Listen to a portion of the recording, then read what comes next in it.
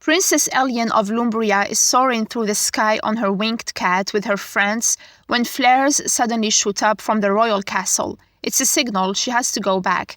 Her friends get it. She's got royal duties. They say they'll see her later at her big birthday bash. But Elian breaks the news. It's just family this year. When she gets back, Minister Nazara tells her that her parents, the king and queen, want to talk. As Elian sings, it's revealed that her parents were cursed into becoming actual monsters during a trip to the creepy dark forest of eternal darkness last year. They've kept it a secret from the kingdom, and Elian has no idea how to fix it. Now Elian's the one in charge, with ministers Bolinar and Nazara helping her.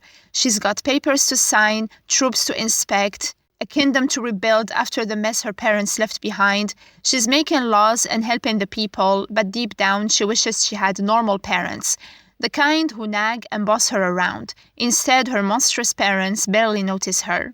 General Cardona, the head of the army, keeps pushing to see the king and queen. Elian and the ministers have been dodging her with excuses, but they're running out of options. Elian hasn't given up on breaking the curse, though. After a year of failed attempts, she decides to contact the oracles of the sun and moon, mystical beings in the dark forest. She sends a bird, and it comes back with a scroll. The oracles will visit her kingdom on her birthday that night. Elian is over the moon, finally a chance to have her parents back and live a normal life. But behind the scenes, Bolinar and Nazara are plotting. They think it's time to announce the king and queen's death and crown Elian queen. Once the people mourn, they figure Elian, being so popular, will be an easy choice to rule. Elian overhears them and shuts it down. She insists on giving the oracles a shot first. If they can't help, then she'll become queen, but she refuses to give up on her parents. At her small family birthday dinner, the oracles show up, but her parents freak them out and they leave in a panic. Frustrated and teary, Elian tells Nazara to start the arrangement for her coronation. That night, she apologizes to her parents for yelling and shares a slice of birthday cake with them. She sings about the happy times they had before the curse and how much she misses them. The next morning, Elian forgets to lock their room and her parents escape.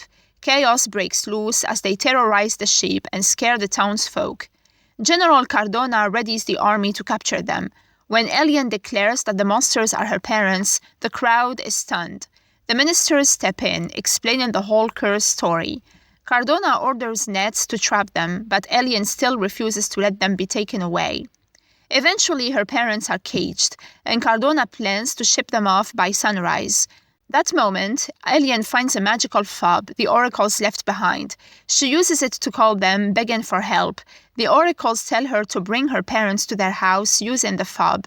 The fob turns the cages into a carriage, and Elian sneaks her parents out of the castle with Cardona and her army in hot pursuit. On the way, a mishap causes her pet Flink and Bolinar to switch bodies, adding to the chaos. When they reach the oracles, they explain the curse. Elian's parents must enter the pool of light, but they have to face the darkness, which feeds on negative emotions. As they near the lake, the looming darkness attacks, drawn to the family's lingering anger and pain. Elian nearly gets consumed, but when her parents manage to say her name, the darkness retreats. It's a breakthrough, they remember her. At the pool of light, the water shows her parents' reflection, replaying how their constant fighting in the dark forest created the curse. They realize their anger and resentment toward each other were to blame. They apologize to Elian for everything she's been through. When they try to step into the light together, the pool pushes them back. They realize they can't be together anymore. Heartbroken, they ask Elian for a moment to figure things out. But Elian's own anger bubbles up, and the looming darkness returns, sensing her feelings. She finally breaks down, accusing her parents of being selfish and never caring about her. The darkness starts to overwhelm Elian, and just as her parents try to comfort her, Cardona and her soldiers arrive, capturing her parents again. But with help from Bolinar, still in Flink's body, they escape. Her parents finally work together, spilling water from the pool of light onto the looming darkness, saving Elian. Their love for her restores their humanity. Though they know things can't go back to how they were before, they promise to figure it out together. A year later, Elian shares how her parents now live in separate castles but have a better relationship. She splits her time between them, laughing about how they both nag her about keeping her room clean. It's not perfect, but it works. On her birthday, she has an epic party with her friends, her parents, and the oracles. Her parents give her a saddle as a gift, and she hugs them both before flying off on her winged cat to new adventures.